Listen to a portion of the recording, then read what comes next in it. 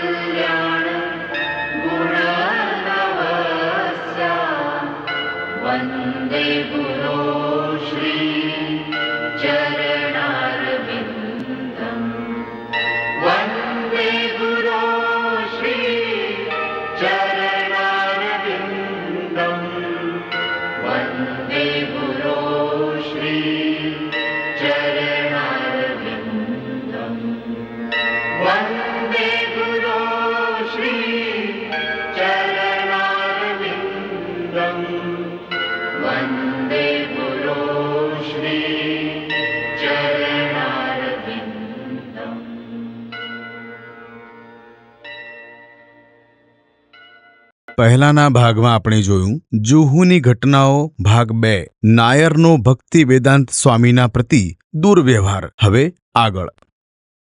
કંસ તો પહેલાથી જ એક રાક્ષસ હતો અને એણે વૈષ્ણવોને હેરાન કરવા માટે એમને બેડીઓમાં અનંતકાળ સુધી જકડી લીધા. એણે રાક્ષસોને આદેશ આપ્યો કે સાધુ સંતોને હેરાન કરે અને પછી પોતાના ઘરમાં પ્રવેશ કર્યો.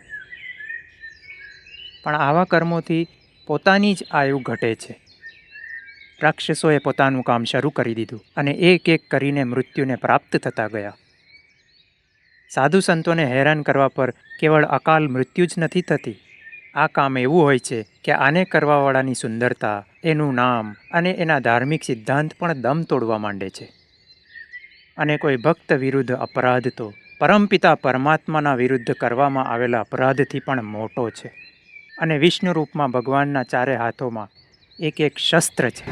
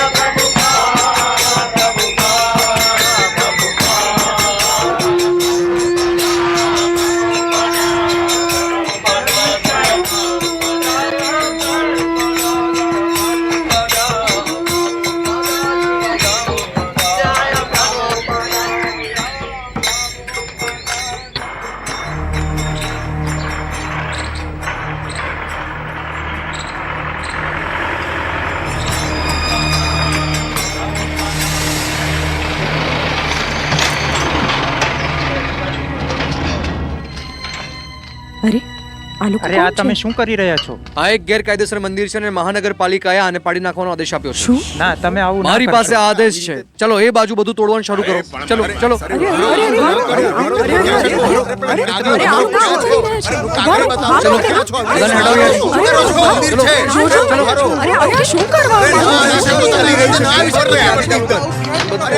ચલો હદ થાય છે. હરે જુઓ, કૃષ્ણ.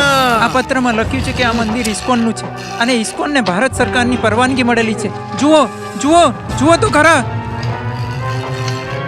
અરે આ હિન્દુઓનું મંદિર છે અને હિન્દુ જેને તોડી રહ્યા છે. આ લોકો આવું કઈ રીતે કરી શકે? તું એમની મદદ કરવા માંગે છે હા. તો જા અને પોતાની ધરપકડ કરાવી લે. જા.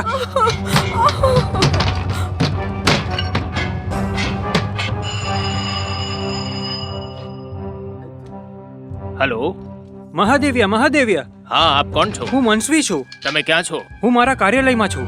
હે ભગવાન, સારું થયું તમે મળી ગયા. આ લોકો અમારા મંદિરને તોડી રહ્યા છે. હા, હરે કૃષ્ણ ભૂમિવાળા મંદિરને. સાંભળ્યું? એ લોકોએ મંદિરની છતને તોડી નાખી. તમે કંઈક કરો. હું પ્રયત્ન કરું છું, તમે ગભરાશો નહીં. ના. હરે કૃષ્ણ.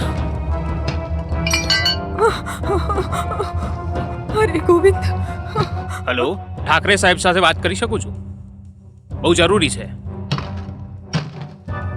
તમે આ મૂર્તિઓને ના હટાવી શકો. તમે આને અડકતા પણ નહીં. આમને હાથ લગાડતા પહેલા તમારે મારો જીવ લેવો પડશે. ચાલો ચાલો, પોતાનું કામ કરો, પોતાનું કામ કરો, ચલો. अच्छा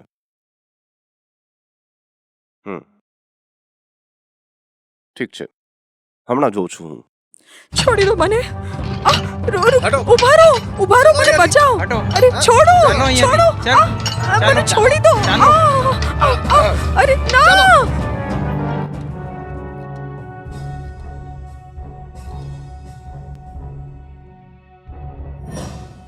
હેલો, કમિશનર સાથે મારી વાત કરાવો.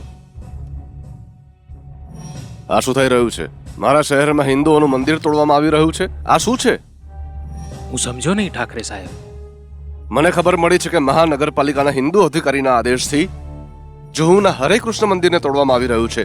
ભગવાન વિષ્ણુના એક મંદિરને તોડવામાં આવી રહ્યું છે. અરે તમે લોકો કરી શું રહ્યા છો બેસીને? મને આવા કોઈ આદેશની કોઈ જાણકારી નથી. ના, મુંબઈ શહેરમાં આવું બધું ન થઈ શકે. આ મારું શહેર છે, મારું. જી જી ઠાકરે સાહેબ, હું હમણાં કંઈક કરું છું. હા, જલ્દી કરો. એમાં જ તમારી ભલાઈ છે. જો મારા શહેરમાં કોઈએ હિન્દુ મંદિરને તોડ્યું તો હું એના આખા પરિવારને ધૂળ ભેગું કરી દઈશ. સમજી ગયા ને હું શું કહી રહ્યો છું?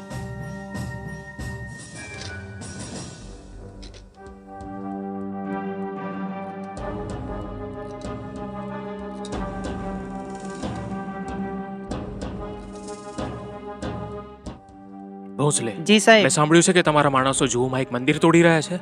હવે આ કામો માટે પણ તમે લાંચ લેવા લાગ્યા છો. કેટલા પૈસા મળ્યા છે તને? વહેલી તકે એમને રોકો, નહીં તો આપણા બંનેની નોકરી જતી રહેશે. આ એક ધાર્મિક દેશ છે. ભલે ગમે તેટલા પૈસા મળે, પણ ક્યારેય કોઈ મંદિરને તોડવાનો પ્રયત્ન ન કરતો, નહીં તો એક દિવસ રસ્તા પર આવી જઈશ.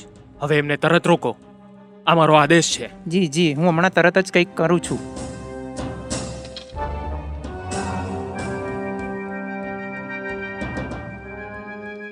એ લોકોને તરત જ રોકો, કારણ કે સામેવાળો દમદાર છે. જી ઠીક છે.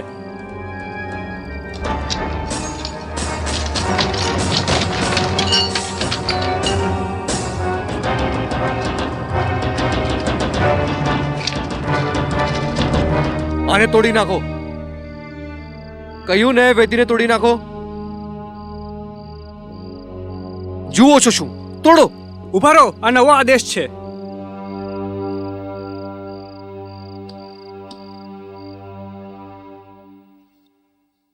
ઠીક છે, ચલો બધા.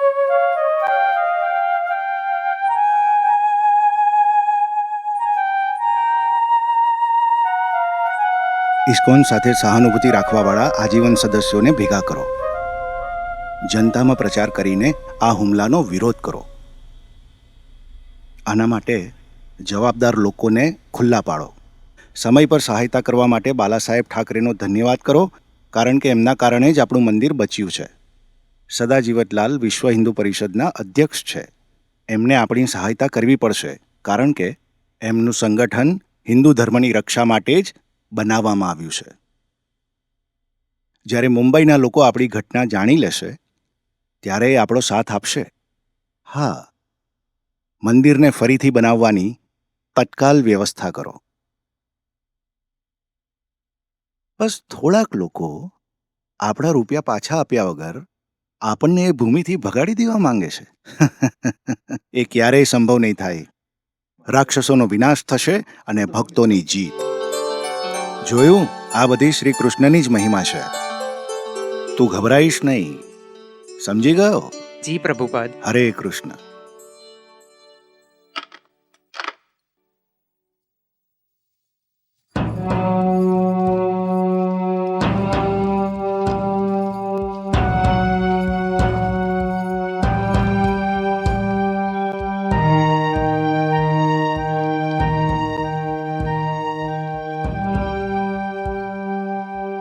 તમે બધા સન્માનિત હિન્દુ છો. તમે બધા જાણો છો. તમે જાણો છો કે અમે બધા શું કરી રહ્યા છીએ. દુનિયાને તમારા ધર્મ અને તમારી સંસ્કૃતિ વિશે જણાવવા માંગે છીએ. અને એ લોકોએ અહીં આવીને પોતાના જ દેશના એક હિન્દુ મંદિરને નષ્ટ કરી નાખ્યું, એને તોડી નાખ્યું. આ ખોટું થયું છે અને અમને તમારી મદદ જોઈએ. જો તમે લોકોએ અમારી મદદ નહીં કરી તો એ લોકો આવી જ રીતે અમને હેરાન કરશે. અમે તો ફક્ત લોકોને ભગવદ્ ગીતાનો પાઠ ભણાવીએ છીએ. તમે તો જાણો જ છો કે ભગવદ્ ગીતા શું છે. આ જ વાત અમે લોકો દુનિયાને બતાવવા માંગીએ છીએ. એ જ અમે તમને કહેવા માંગીએ છીએ. આ મંદિરમાં ઘણી બધી મૂર્તિઓ છે, એ લોકો એને તોડવા માંગે છે. આજે નિર્ણયનો દિવસ છે. જોઈએ હવે કોની આગળ શું જજ થાય છે. સાહેબ કયો નિર્ણય ફેસલો છે આપશે? અત્યારે સુધી. તમે એમને પૂછો, બધા પેપર્સ ક્લિયર છે. સાંભળો, મને તો હતું કે આપણે વિદેશીઓથી લડી રહ્યા છે, પણ આ તો મુંબઈના નાગરિક છે. માત્ર સામાન્ય લોકો નથી, સાથે સાથે પ્રભાવશાળી લોકો પણ છે. હા, પણ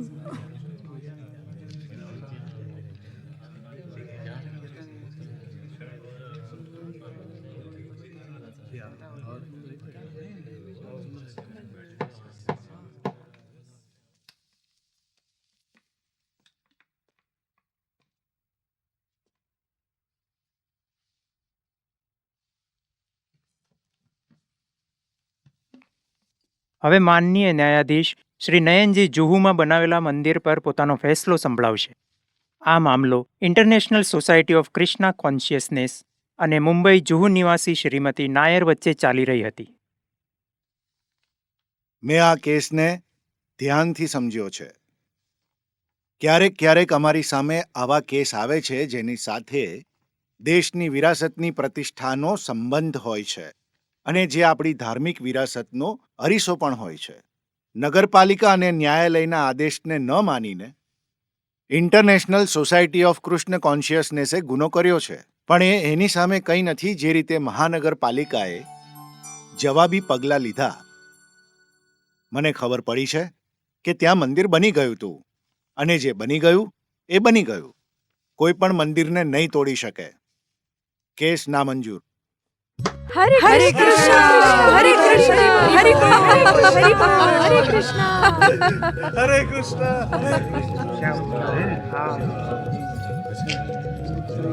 સારું રહેશે જો શ્રીલા પ્રભુપાદ શ્રીમતી નાયરને મળીને આ બાબત અહીં જ સમાપ્ત કરી દે.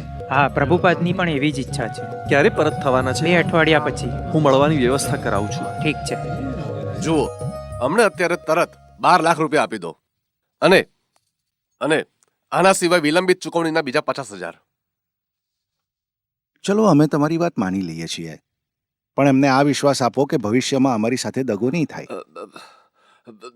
જો મિસિસ નાયર આ જમીન વેચવા માંગે છે અને એ તો હંમેશાથી આ જમીન વેચવા જ માંગતા હતા. સાંભળો, જો તમારે સીધી વાત નથી કરવી તો આ રીતે ચર્ચાઓ કરવાનો કોઈ અર્થ જ નથી. અહીં ગોળ ગોળ વાતો ન થવી જોઈએ.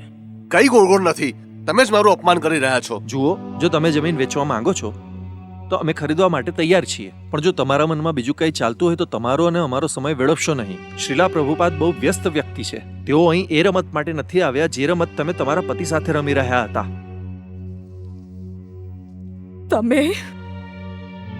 તમે મારા પતિને મારી નાખ્યા. જો તમને ખરેખર એવું લાગે છે કે પ્રભુપાદમાં ખરેખર એવી કોઈ શક્તિ છે તો તમે પણ સાવધાન રહેજો. જો તમને ખરેખર એવું લાગે છે કે પ્રભુપાદે તમારા પતિનો જીવ લીધો છે તો તમે પણ તમારા પતિની જેમ ભગવાનના એક ભક્તને આ રીતે હેરાન કેમ કરી રહ્યા છો?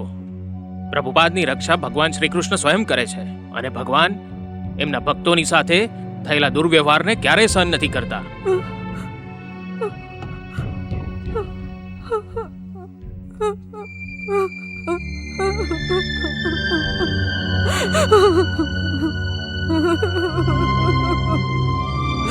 ક્ષમા કરી દો. મેં જે પણ કર્યું એના માટે ક્ષમા માંગુ છું. હવે તમે જેમ કહેશો એવું જ કરીશ. તમે મારી દીકરી જેવા છો. ગભરાશો નહીં, અમે તમારી બધી જ મદદ કરીશું. હા, જેટલા રૂપિયા તમારે જોઈતા હશે અમે આપીશું. અને આ જીવન તમારી બધી જ રીતે સંભાળ પણ રાખીશું. ચિંતા ના કરો.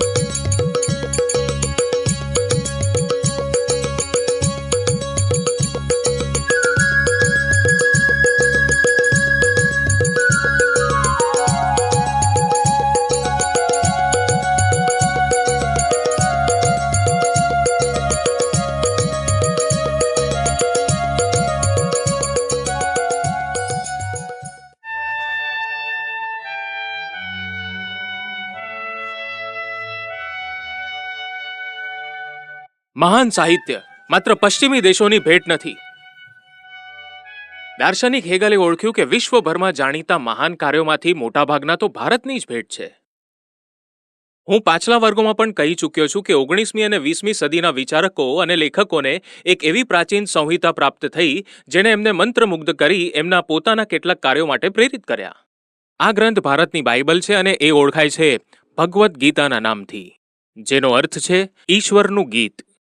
આ મહાન પુસ્તકમાંથી ઉદાહરણ લેતા પહેલા હું તમારું ધ્યાન અમેરિકી સાહિત્યના વિશારદો દ્વારા આના વિશે કહેલા શબ્દો તરફ દોરવા માંગીશ.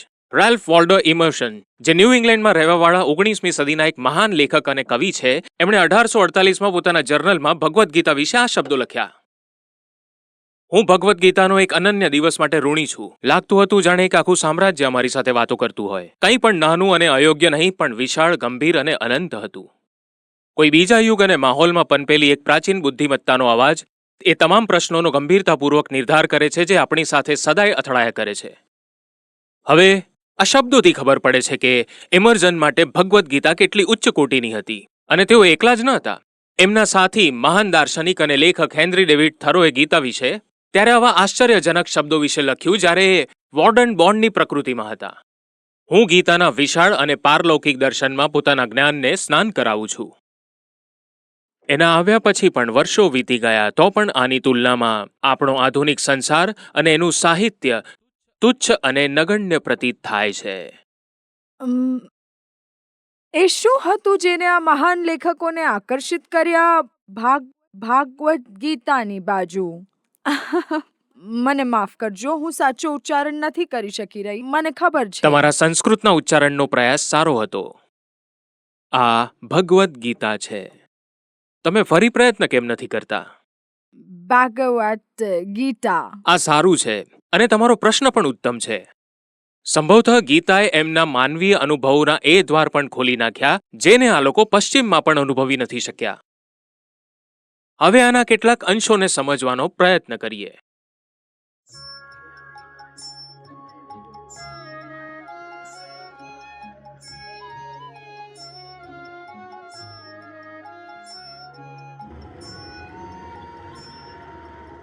મને પાછા આવીને બહુ આનંદ થયો. મને પણ તમને રિલેક્સ જોઈને બહુ જ ખુશી થાય છે સ્વામીજી. તમે કહ્યું હતું કે તમે અહીં આવી ચૂક્યા છો. કેવું લાગ્યું અહીંયા? હું ત્યારે બહુ જ અલગ હતો. હું ભારત આધ્યાત્મિક જીવનની શોધમાં આવ્યો હતો, પણ એનો મતલબ જ મને ખબર નહોતી. હું વાદળોની જેમ ઉડતો હતો. અનુભવ તો ખૂબ સારો રહ્યો, પરંતુ એમાં આધ્યાત્મિક કશું જ નહોતું. હા, હું સમયની સાથે વહેતો જતો હતો. જ્યારે હું બનારસમાં હતો તો પ્રયાગ ગંગાના એક કિનારે જઈને બેસી રહેતો હતો. હું ઘણા સાધુઓને પણ મળ્યો, પણ મને પ્રભાવિત કરી શકે એવું કોઈ ન મળ્યું. મને આનંદ છે કે તમે પ્રભાવિત ન થયા, નહીં તો તમે મારી પાસે જરાય ન આવતા. એ મારું સૌભાગ્ય છે Swamiji.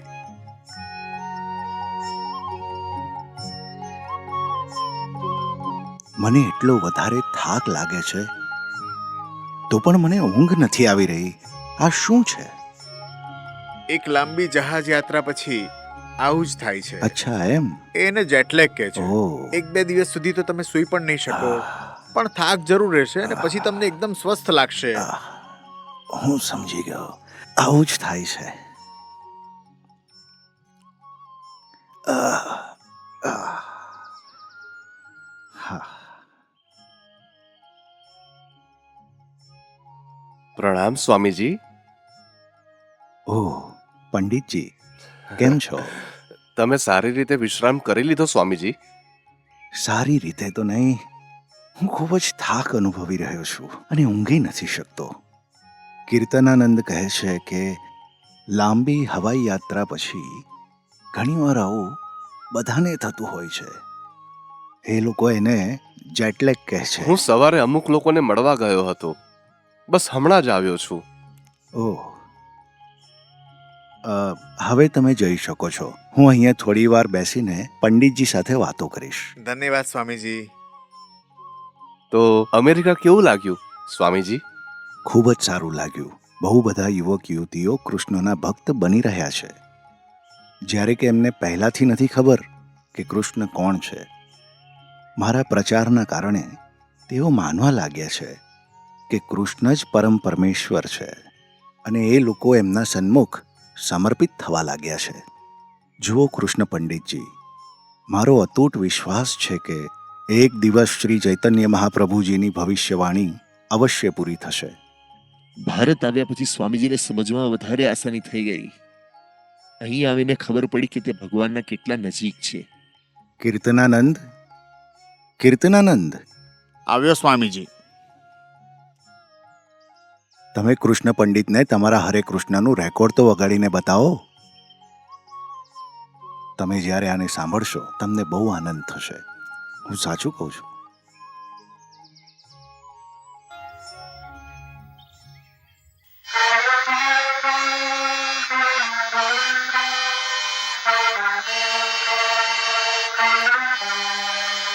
Hare Krishna, Krishna Krishna, Hare Hare, Hare Rama, Rama Rama, Hare Hare.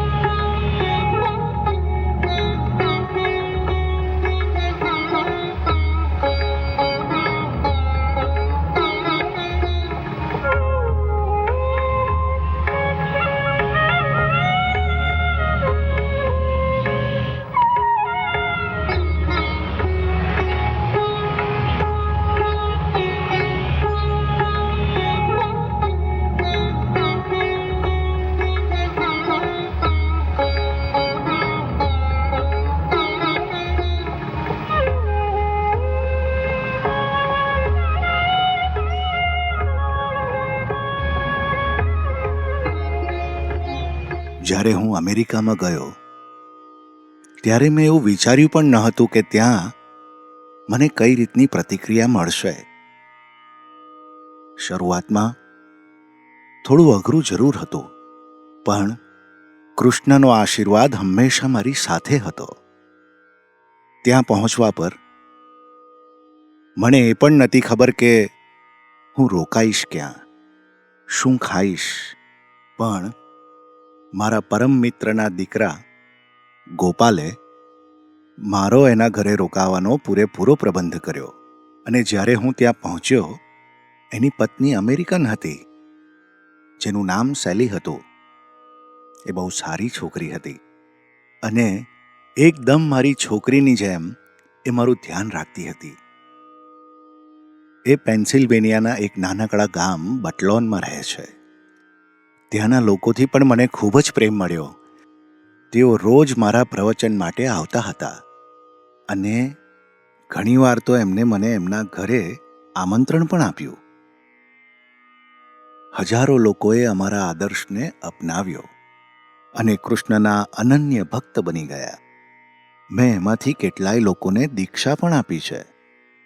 આ છે કીર્તનાનંદ દાસ, જે ન્યૂયોર્કના મારા પહેલા શિષ્યોમાંથી એક છે. કોઈ દિવસ હું એ બધાને અહીંયા લઈ આવીશ અને તમે જોશો કે કેટલી શાલીનતાથી વૈષ્ણવ જીવનધારાને એ લોકોએ સ્વીકારી છે. હું ભારતમાં તમારા પહેલા પત્રને મેળવીને ખૂબ પ્રસન્ન છું.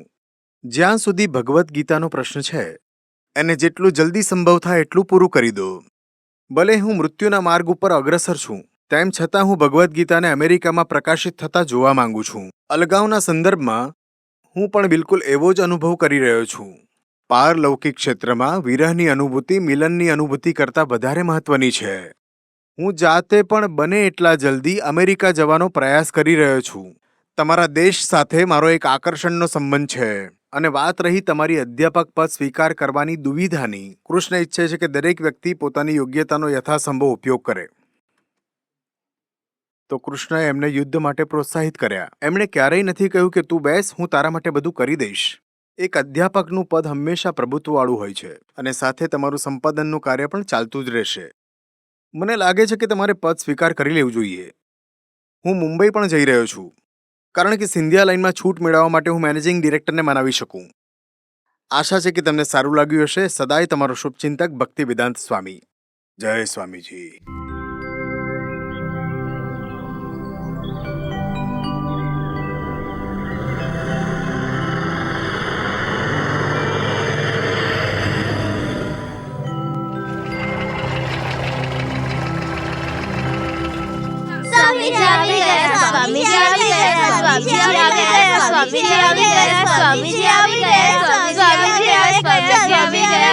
સ્વામીજી આવી ગયા.